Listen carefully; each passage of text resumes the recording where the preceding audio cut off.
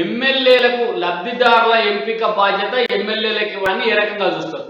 ఇప్పుడు కొత్తగా ఒకటి చెప్పేసింది, ఎమ్మెల్యేలే లబ్ధిదారులను ఎంపిక చేస్తారు, వాళ్ళే ఇస్తారు అంటే ఎమ్మెల్యేలే చేస్తారు. అసలు అధికారులు ఎక్కడ పోయారు? మరి ఎమ్మెల్యేలే చేయడానికి కలెక్టర్లు ఎందుకు, ఆర్డీఓలు ఎందుకు, ఎంఆర్ఓలు ఎందుకు, దరఖాస్తులు ఇవ్వడం ఎందుకు, ఆ కార్యాలయాలు ఎందుకు? దీన్ని ఎట్లా చూస్తారు చెప్పండి? ఎమ్మెల్యేలకు లబ్ధిదారుల బాధ్యత ఇవ్వడం అంటే ఇక టిఆర్ఎస్ పార్టీ కార్యాలయంలో పెట్టుకోవచ్చు కదా, ఈ ఎంపిక బాధ్యత అంతా పెట్టుకొని గ్రామ శాఖ అధ్యక్షుడిని చెప్తే అయిపోతుంది కదా.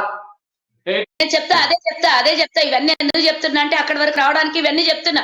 కేసీఆర్ బీఆర్ ప్రభుత్వ వైఫల్యాల గురించి ఈరోజు పూర్తి స్థాయిలో వ్యతిరేకత వచ్చింది.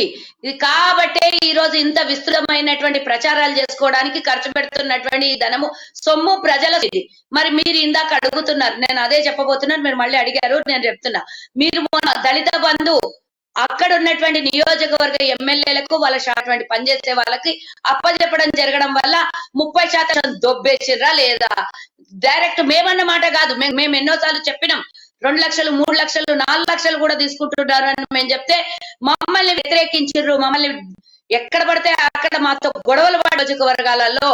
కానీ ఇప్పుడు మళ్ళీ అదే కేసీఆర్ చేస్తున్న మరో తప్పు ఏంటంటే వాళ్ళకి బాధ్యతలను అప్పచెప్పడం. అంటే మళ్ళా ఇందులో కర్ణా జరిగినట్టు 40% నుంచి 60% పోతుందో కమిషన్, 100%కు 100% కమిషన్ కొట్టేస్తారు.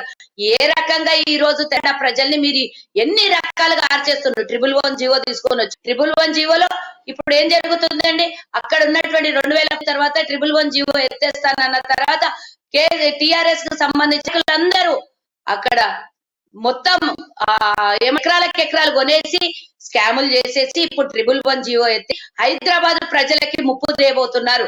4 డిగ్రీల సియర్స్ మన రాష్ట్రంలో పెరగబోతుంది ఉష్ణోగ్రత. అది గుర్తుంచుకోకే అతలాకుతలం అవుతున్నాం మనం. 42-43 డిగ్రీలు వచ్చి ఉష్ణోగ్రతతో పూర్తిగా ఎత్తేస్తే అక్కడ ఆకాశానికి అద్దెకుండా 20 అంతస్తులు 30 అంతస్తుల భవనాలు వేస్తే పరిస్థితి మరి పొల్యూషన్ ఏంది? హైదరాబాద్ లో ఆల్రెడీ చిన్న వర్షం వస్తే ఈ రోజు మొత్తం గల్లీలు కాలనీలు నిండిపోయి నీట మునిగిపోతున్నాయి. ఇప్పటికే గొలుసుగట్లు చెరువులన్నీ మాయమైపోయినాయి, కబ్జాలకు గురి అయిపోయి మళ్ళీ 111 జీవోని ఎత్తేసి తెలంగాణ ప్రజల మీద, హైదరాబాద్ ముఖ్య ఇక్కడ 1 కోటి జనాభా కన్నా ఎక్కువ ఉన్న హైదరాబాద్ ప్రజలకి ఏం ముప్పు అనుకుంటున్నారు? మీరు గండిపేట మూసేద్దాం అనుకుంటున్నారా? లేకపోతే హైదరాబాద్ లో వర్షం వస్తే ఒక్క వర్షానికి హైదరాబాద్ మునిగిపోవాలనుకుంటున్నారా? ఎండాకాలం సెల్సియస్ తోని 48-50 డిగ్రీలకు చేరిపోయే ఏ బెంగళూరు బొంబాయి ప్రాంతాల్లాగా హైదరాబాద్ ని పొల్యూటెడ్ చేయాలనుకుంటున్నారు? ఇవన్నీ ప్రశ్నలు చాలా ఉన్నాయి.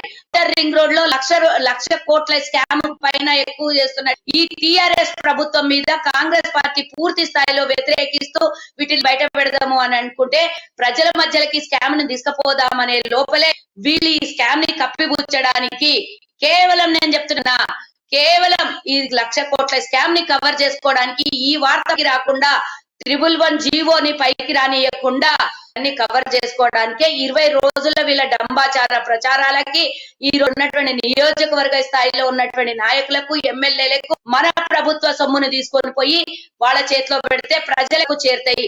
ఇవన్నీ డ్రామాలో భాగమే.